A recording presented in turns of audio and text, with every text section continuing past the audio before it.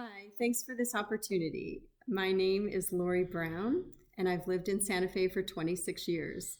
I've been teaching for 13 years, and I'm currently at the Academy for Technology in the Classics, which is a public charter school.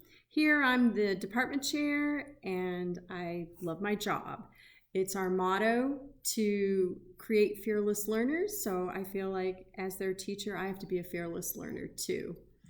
And that kind of ties into my most challenging experience as an educator, which would have to be my first year because I started in January. I was student teaching at Capshaw Middle School, and they had a resource math position open, and they had hired a gentleman from Georgia. And so they waited months for him to arrive, and the kids were having a long-term sub in the interim. And so when he got there, he lasted about maybe 4 weeks, if that, and he left. And so they were back to their long-term sub. And so I told the principal, I could start in January, I would be eligible. And so the kids had to wait for me.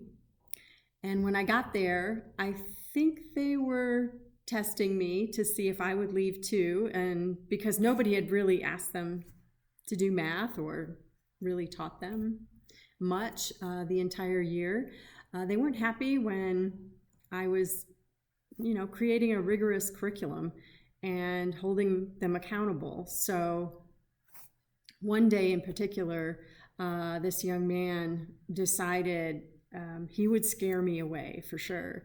And he grabbed like both edges of his desk and he hopped across the room making like crazy animal sounds or something.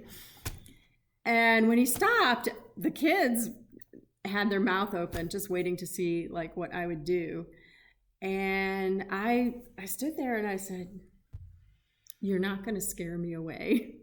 I'm here to stay.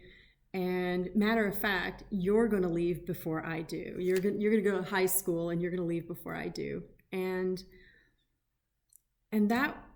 that's how I overcame it, was just, making that commitment that no matter how hard it was going to be, I was going to stay and learn. And, many years later, he came back to visit and he was so cute. He was just like, all nervous to see me. "Hi, Dr. Brown."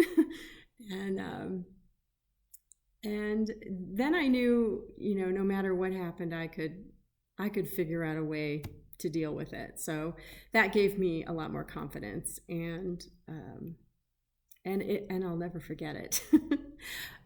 In terms of what New Mexico educators need for resources that they don't currently have, because I thought about it for a while, and there are a lot of resources. The PED website is constantly providing information for teachers and professional development. I've had some really good professional development myself through making sense of student work. However, if you think about the big picture of New Mexico, it's not one size fits all. It's just like our student populations. And so what teachers need is different in each situation. And I think it would be really important to identify, at least types of situations that we might encounter and develop resources appropriate for those situations.